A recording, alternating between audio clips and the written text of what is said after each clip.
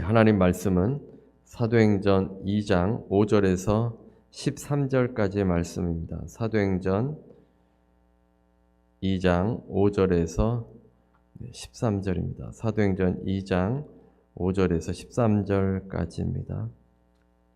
사도행전 2장 5절에서 13절입니다. 우리 같이 함께 5절부터 13절까지 합독하겠습니다. 그때에 경건한 유대인들이 천하 각국으로부터 와서 예루살렘에 머물러 있더니 이 소리가 나매 큰 무리가 모여 각각 자기의 방언으로 제자들이 말하는 것을 듣고 소동하여 다 놀라 신기하게 여겨 이르되 보라, 이 말하는 사람들이 다 갈릴리 사람이 아니냐. 우리 각 사람이 난 곳 방언으로 듣게 되는 것이 어찌됨이냐. 우리는 바데인과 메데인과 엘람인과 또 메소포타미아, 유대와 갑바도기아, 본도와 아시아, 부르기아와 밤빌리아, 애국과 및 구레네에 가까운 리비아 여러 지방에 사는 사람들과 로마로부터 온 나그네 곧 유대인과 유대교에 들어온 사람들과 그레데인과 아라비아인들이라. 우리가 다 우리의 각 언어로 하나님의 큰 일을 말함을 듣는도다 하고 다 놀라며 당황하여 서로 이르되 이 어찌된 일이냐 하며 또 어떤 이들은 조롱하여 이르되 그들이 새 술에 취하였다 하더라. 아멘. 지난주에 최근에 책을 쓰시고 출판하신 분으로부터 책 한 권을 선물 받았습니다. 저는 대학 때부터 수필 읽는 것을 좋아했습니다. 그래서 이 좋은 책을 만나게 되면, 좋은 수필을 만나면 그 책 읽는 게 너무나도 반갑고 기쁘고 즐거웠습니다. 이 대학 때는 이 유한진과 신달자 이 수필가들의 책을 거의 다 읽었습니다. 읽을 때마다 느끼는 거지만 금방 책이 다 뒤에까지 오기 때문에 그것을 아쉬워하며 읽었습니다. 근데 이번에 책도 수필가들의 비교해 볼 때도 견주해 볼 때 견주어서 전혀 뒤지지 않을 만큼 너무 잘 쓰셨습니다. 또한 신앙적으로 이 수필을 썼기 때문에 읽는 내내 너무나도 기쁨이 있습니다. 한 권을 한두 권 구입해서 도서관에도 갖다 놓도록 하겠습니다. 그 책에 보면 그분이 아들에게 보내는 편지라는 글에 어떻게 자신이 하나님을 믿게 됐는지를 적었습니다.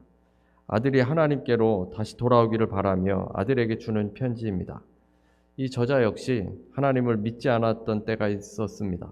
하나님 좋아하네. 그딴 거 있으면 나와보라고 해. 매일 술에 취해서 하늘에 삿대질을 해가면서 그렇게 살아왔습니다. 크리스찬들의 모습에 실망해서 더 심했던 것 같습니다. 실명 위기와 재정 파탄으로 어려워하던 때에 마음문을 열고 교회의 첫 발을 내딛는 때에 눈물이 멈추지 않았다고 합니다. 그러다가 한 달 후에 아는 분을 통해서 미국에서 한국을 방문한 한 목사님이 와서 기도를 해주시는데 놀라운 일을 경험하게 되었습니다. 무릎을 꿇고 기도하던 몸이 거부할 수 없는 힘에 의해서 앞으로 고꾸라지고 만 것입니다. 머리가 바닥에 닿으면서 힘은 사라져 버리는데 대성통곡을 하게 되었습니다. 하나님 살아계시네. 살아계셔. 내 영이 부르짖는 가운데 내가 죄인이고 예수님께서 나를 위해 피 흘려 돌아가셨다는 것이 깨달아지고 믿어졌습니다. 그렇게 하나님이 없다고 말하고 다녔는데 굳어가는 혀가 말려 들어가다가 풀어지더니 이상한 말이 나오기 시작했습니다. 그 말이 멈출 쯤에 목사님이 가족을 위해 기도하라고 했습니다. 기도할 줄도 몰랐지만 목사님의 인도대로 하나님 아버지라고 입을 열자 그 뒤에 말이 저절로 나오게 되었습니다. 분명 내가 말하고 있는데 내가 하는 것이 아닌 것 같았고 멈추려 해도 멈출 수가 없었습니다. 이성과 지식을 넘어선 어떤 세계가 있다는 것을 다시 한번 확인하는 시간이 되었다고 합니다.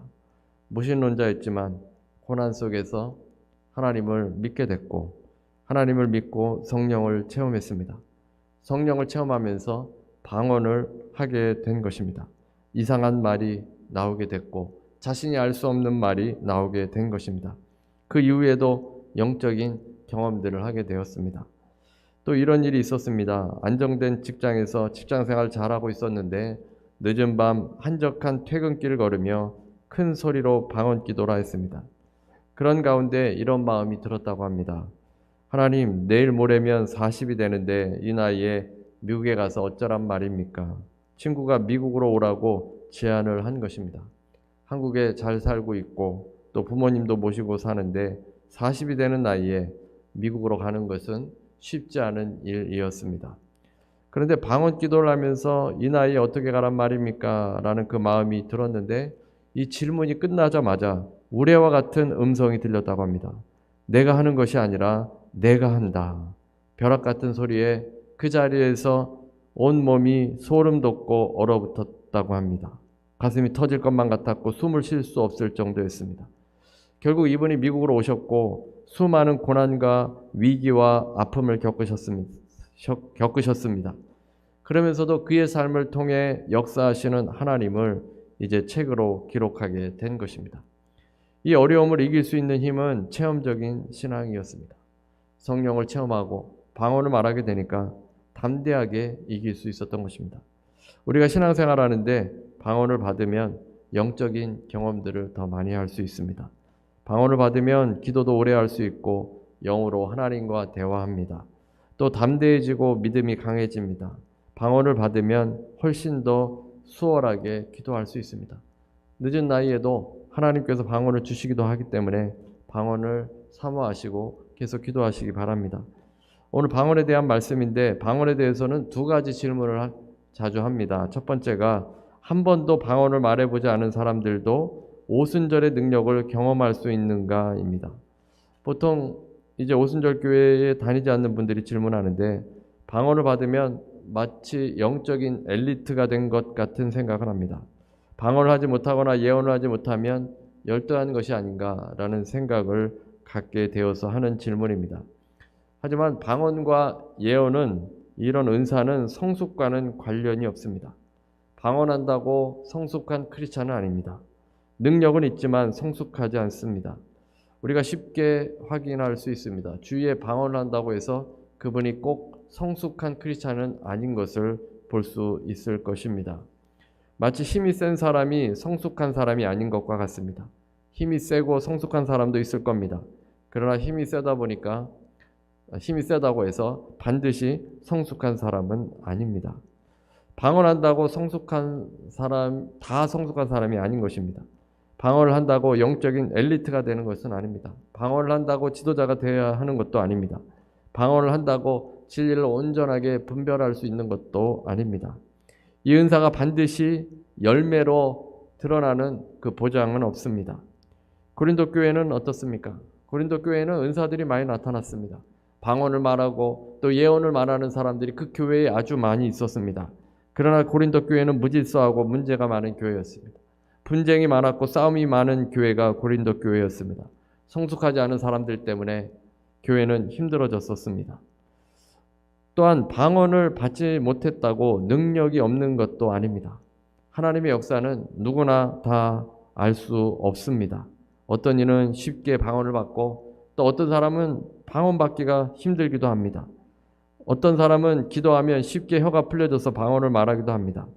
하지만 어떤 분은 몇 개월, 몇 년, 또 영영 이 방언을 받지 못하기도 합니다. 어떤 이유이든지 하나님의 일은 우리가 다 알 수 없습니다. 방언을 하지 못해도 능력이 나타나지 않는 것은 아닙니다. 능력이 나타날 수도 있습니다. 찰스 피니 같은 사람은 방언을 하지 못했지만 놀라운 일을 했습니다. 방언을 못해도 능력이 있는 분들도 많습니다. 그런데 이 경우는 성경적인 온전한 경험이 아닙니다. 온전한 사도적인 경험은 방언을 포함하고 있습니다. 사도들은 성령을 받고 능력을 행하게 됩니다. 이것이 성경에서 말하는 길입니다. 하지만 방언을 못한다고 해도 하나님의 사역을 추구하는 것을 멈추지 말아야 합니다. 방언을 못한다고 성숙하지 못하거나 하나님께서 기뻐하지 않는 것이 아닙니다. 왜 방언을 받지 못하는지는 알지 못합니다. 하지만 계속 능력을 간구하고 또 하나님의 나라의 일을 기도하면서 하면 능히 방언을 받지 못했어도 그런 일들을 감당할 수 있습니다. 방언을 사모하라는 이유는 사도행전의 모범이 되기 때문입니다. 또 한 가지 질문은 방언은 외국어라고 생각합니다. 사도행전 2장에 보면 방언을 각자 온 지방에서 자기 나라 말로 알아들었습니다. 우리가 하는 방언은 무슨 소리인지 알지 못하는데 이 본문에 나온 사도행전의 방언, 2장의 방언은 외국어라는 것입니다. 외국어를 말하는 것이 방언이다 이렇게 생각하기도 합니다. 하지만 오늘 본문을 자세히 읽어보면 제자들이 처음부터 외국어로 말했는지 아니면 알 수 없는 말을 했는데 외국어로 알아들었는지가 불분명합니다. 우리가 좀 상상해 볼 수 있습니다. 만약 제자들이 각 나라의 외국어로 말했다면 어떻게 되겠습니까? 120명의 제자들이 모여서 기도하는데 어떤 사람들은 외국어로 말합니다. 그러면 그 옆에 있는 사람들이 저들이 어떻게 우리의 말을 알겠느냐, 언제 외국어를 배웠느냐 이렇게 질문하게 될 겁니다. 어떻게 외국어를 배웠는지를 물어보게 될 겁니다. 그런데 오늘 본문은 조금 다릅니다. 12절에 보면 다 놀라며 당황하여 서로 이르되 이 어찌된 일이냐 하며 사람들이 다 놀라고 당황했다고 합니다. 그리고 이어지는 13절에 또 어떤 이들은 조롱하여 이르되 그들이 새술에 취하였다 하더라. 놀라고 당황하는 사람들이 있었고 어떤 사람들은 조롱하는 사람들도 있었습니다. 새술에 취하였다라고 하기도 하였습니다. 외국어를 유창하게 말하는데 새술에 취하였다 이렇게 말하지는 않을 것입니다. 어떤 사람들이 각 나라 말로 말하는데 그 사람들이 술에 취했다라는 표현을 쓰지 않습니다. 유창한 외국어로 말했을 때 저 사람들이 어떻게 저렇게 외국어를 배웠는지 거기에만 관심을 둘 것입니다. 술에 취했다고 표현한 이유가 무엇이겠습니까? 웅얼웅얼 말을 하는데 그 말이 자신의 언어로 들리니까 조롱하는 사람들은 그 무리가 웅얼웅얼 소리가 들리게 되고 그 웅얼웅얼하는 소리가 마치 술에 취해서 웅얼거리는 그런 소리로 들린 것입니다. 그래서 새술에 취했다라고 한 것입니다. 제자들은 방언으로 알 수 없는 말을 하는데 그 말이 외국어로 들린 것입니다. 고린도전서 14장 2절에 보면 방언을 말하는 자는 사람에게 하지 아니하고 하나님께 하나니 이는 알아듣는 자가 없고 영으로 비밀을 말함이라. 방언은 알아듣는 자가 없고 웅얼웅얼 그렇게 알 수 없는 말을 한다는 의미입니다.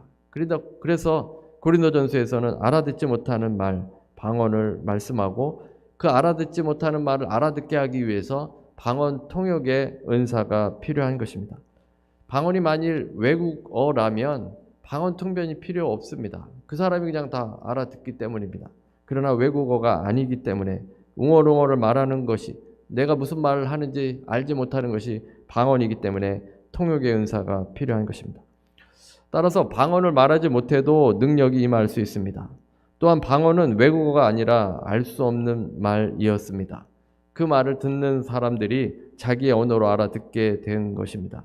방언을 못해도 능력을 계속 구하면 또 하나님께 쓰임받을 수 있지만 특별히 방언을 구하라는 것입니다. 성경에 나와 있으니까 하나님께 방언을 달라고 기도하셔서 방언을 받고 혀를 주님께 맡기면 방언이 터집니다. 그래서 사도행전의 가장 확실한 길이기 때문에 방언을 사모하시고 기도하시기 바랍니다. 오늘은 다른 언어들로 말하기를 이라는 제목으로 함께 은혜를 나누겠습니다. 오늘 본 말씀을 다시 말씀드리면 오순절 날이 임했습니다. 오순절은 지난주에 말씀드린 것처럼 6월절 이후에 50일째 되는 날입니다. 맥추절이라고도 불렀는데 추수의 시기이기도 하였습니다. 또 7주 후라고 해서 77절이라고도 부릅니다. 오순절, 맥추절, 77절 다 같은 말입니다. 오순절이 임해서 주님께서 말씀하신 대로 성령이 임했습니다.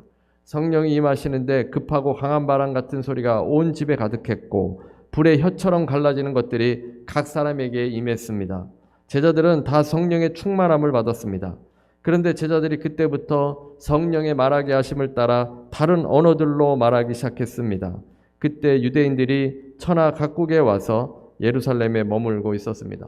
제자들이 방언으로 말하는 소리가 들려서 다 놀라며 신기했는데 갈릴리 사람들이 우리가 난 곳의 방언으로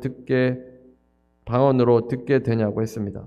다 놀랐지만 또 어떤 사람들은 술에 취했다고 조롱하기도 하였습니다. 드디어 성령이 임했는데 성령의 임한 증거로 방언을 하게 된 것입니다. 그 방언이 온 나라 사람들 귀에 들렸고 그들이 놀라게 된 것입니다. 예를 들면 한국에 갔는데 어떤 사람들이 기도를 하는데 그 기도 중에 한 기도가 영어로 들리게 되는 겁니다. 중국에서 온 사람들은 중국말로 들리고 일본에서 온 사람들은 일본말로 들리게 됩니다. 유대인들은 바벨론이 멸망한 이후에 각 세계 각지로 흩어져서 그곳에 뿌리를 내리고 살았습니다. 그곳에 살다가 오순절이 되었기 때문에 이 절기를 지키려고 이스라엘 예루살렘으로 오게 된 겁니다. 그리고 제자들이 기도하니까 그 기도 소리를 들었는데 자기 언어로, 자기들이 있는 곳의 언어로 들리니까 놀라게 된 것입니다. 저도 이스라엘에 있을 때 보니까 절기 때 여러 나라에서 유대인들이 다시 이스라엘로 들어오기도 합니다. 또 자녀들에게 이스라엘을 경험시켜 주기 위해서 데리고 오기도 하고, 언어를 가르치려고 러시아나 유럽에 있는 유대인들이 잠깐 들어와서 이스라엘에 머물러 있다가 가게 됩니다. 선민 사상이 강하기 때문에 이스라엘은 그 당시에도 이제 이스라엘로 와서, 예루살렘으로 와서 이제 오순절을 지키려고 하다가 이제 주님의 그 제자들을 만나게 된 겁니다.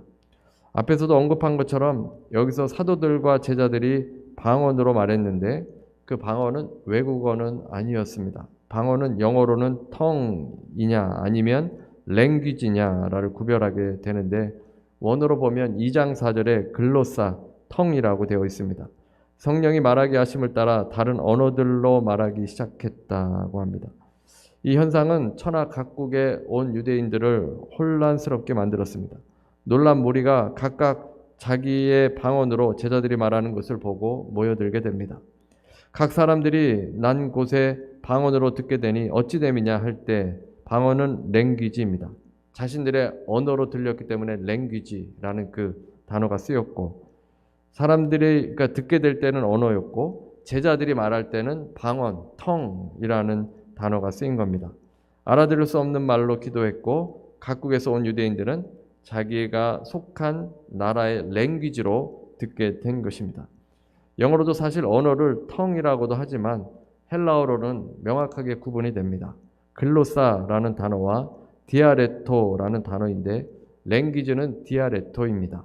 그래서 이 단어를 구분한 것은 웅얼거리는 말과 외국어를 구분하기 위함입니다. 그러면 성령이 이 제자들에게 임하게 됐는데 그 증거로 왜 다른 외국어로 나타난 것입니까? 뭐 다른 현상이 나타날 수도 있는데 왜 외국어로 나타났느냐는 겁니다. 외국어로 나타나지 않았다면 우리가 좀 분명하게 또 알 수도 있을 텐데 외국어로 나타났다는 사실입니다. 외국어로 듣도록 하게 한 이유가 있겠습니까? 성령 체험의 목적이 무엇입니까? 사도행전 1장 8절에 보면 오직 성령이 너희에게 임하시면 너희가 권능을 받고 예루살렘과 온 유대와 사마리아와 땅끝까지 이르러 내 증인이 되리라 하시니라. 성령이 임하게 되면 능력을 받아서 증인이 된다고 했습니다. 천하 각국 온 사람들에게 있어서 예수님의 제자들에게 성령이 임했는데 사실 깨닫기 위해서 그 언어로 말하도록 한 것입니다. 온 천하에 주님의 임하심을 깨닫도록 세계 각지에서 예루살렘으로 왔지 않습니까? 근데 이 사람들이 주님의 오심, 그 성령의 오심을 깨닫게 하기 위해서 각 나라의 언어로 들리도록 해 주신 것입니다. 그래서 자신의 나라에 들어가서도 예수님을 증거하기 위함입니다. 이 놀라운 현상을 증거하기 위해서 방언이 임하게 되고 그 방언이 그 각자의 사람의 언어로 들리게 된 겁니다. 그러면 왜 언어입니까? 언어를 하게 하심은 무슨 의미입니까? 언어는 언제 달라진 것입니까? 구약의 바벨탑 사건을 인함입니다. 사람들은 하늘에 닿으려고 탑을 쌓아 올렸습니다. 고대 사람들이지만 상당한 지혜를 갖고 있다고 합니다. 자신의 이름을 높이려고 그 탑을 표대 삼아 흩어짐을 면하기 위해서입니다. 한마디로 그들 스스로 하나님의 자리에 앉아서 자기 삶의 구심점이 되려고 하는 것입니다. 바벨탑을 세우면서 자신들의 능력을 과시합니다. 이 워싱턴 DC에 가면 조지 워싱턴 마니멘트가 있습니다. 조지 워싱턴을 기리기 위해서 세운 오벨리스크 스타일의 탑입니다. 555피트에 이르는 거대한 석조 건물입니다. 아마 다녀오신 분도 있을 텐데 1884년 당시에는 이 워싱턴 이 마니멘트가 세계에서 가장 높은 건축물이었습니다. 1889년에 에펠타워에게 그 왕관을 넘겨주게 되었습니다. 그 위에 올라가면 워싱턴 DC가 동서남북으로 훤하게 다 보입니다. 높은 곳에 있으니 남들이 보지 못하는 것을 한눈에 볼 수 있습니다. 미국에서 이렇게 높은 마뉴멘트를 세운 목적은 무엇이겠습니까? 권력을 상징하기 위함입니다. 미국이 이렇게 강하다, 그것을 보여주기 위해서 이 마뉴멘트를 높게, 세계에서 가장 높게 세운 것입니다. 인간이 높아지기를 좋아하고 하나님께 닿으려고 바벨탑을 쌓은 것입니다. 하나님을 대항했습니다. 그런데 이때가 언제입니까? 노아의 홍수 이후입니다. 노아의 홍수로 온 인류가 멸망하게 되었고 노아의 후손들만 이제 살아남아서 번성하게 되었습니다.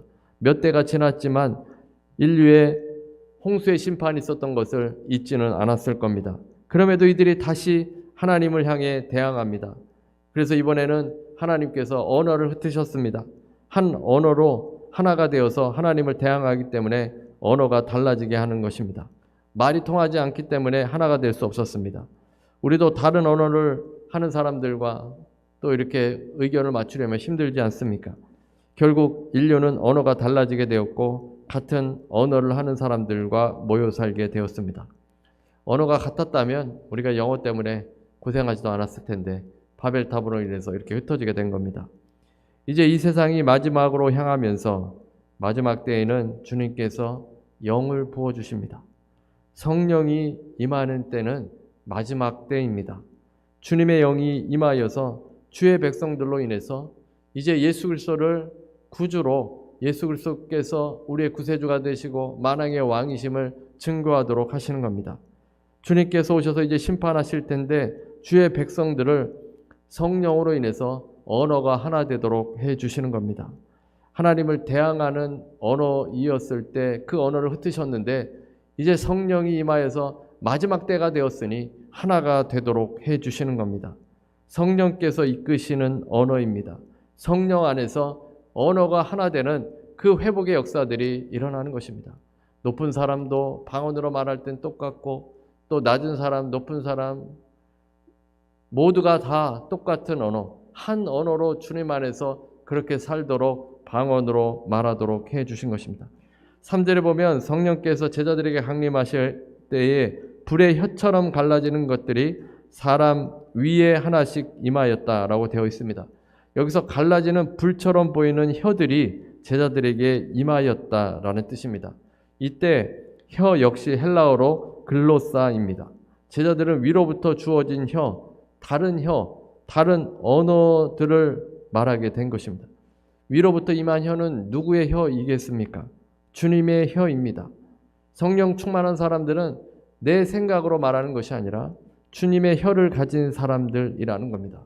방언으로 말한다는 것은 내 뜻으로 말하는 것이 아니라 내가 알 수 없는 말을 하는 것, 내 생각을 말하는 것이 아니기 때문에 주님의 은혜 또 성령에 붙들려서 하는 말이기 때문에 주님의 혀로 말하는 사람이 되어지는 겁니다.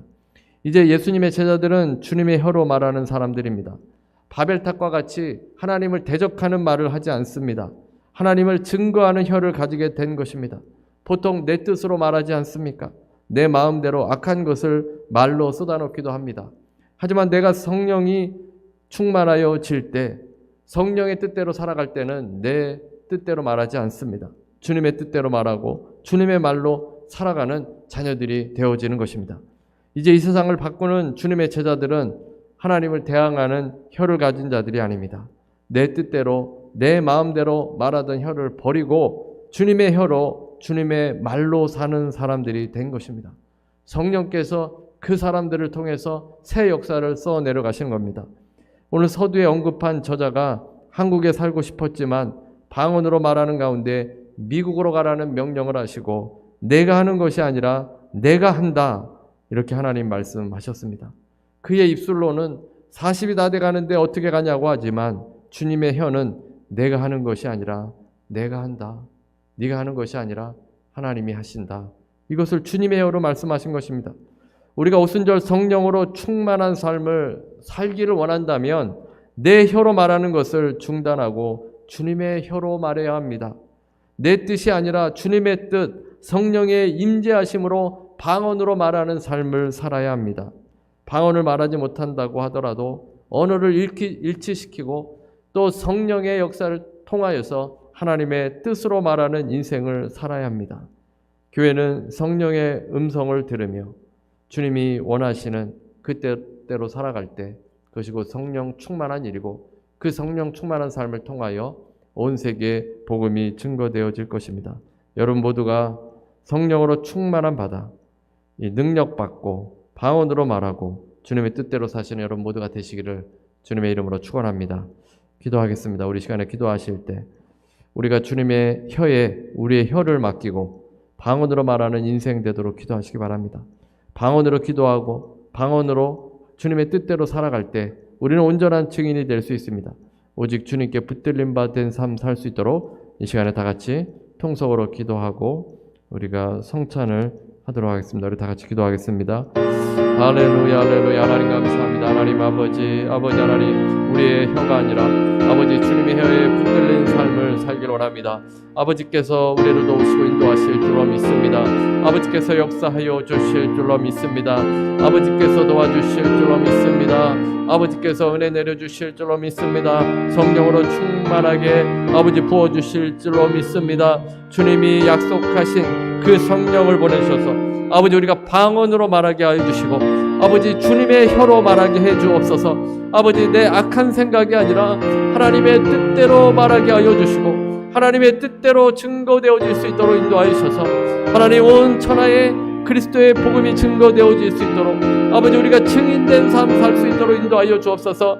아버지 우리가 얼마나 많은 때에 내 생각과 하나님 내 이기적인 생각과 하나님 내 마음에 아버지 주님께서 원하지 않는 말을 하게 되어집니까? 주님의 말을 할 수 있게 해 주옵소서. 아버지 방언으로 말하며 아버지 우리가 알 수 없고 우리가 아버지 통제할 수 없는 하나님의 그 뜻을 깨닫고 아버지 하나님 말할 수 있도록 인도하여 주시옵소서. 아버지께서 우리의 혀가 풀어지게 하여 주시고 할렐루야 할렐루야 방언으로 말할 수 있도록 지어 도와주시옵소서. 아버지 우리가 능력받아 이 땅의 증인이 되는 삶을 살기를 원합니다. 하나님 이 땅에 온전한 그 사랑을 가지고 나아가기를 원합니다. 아버지여 도와주시옵시고 인도하여 주옵소서.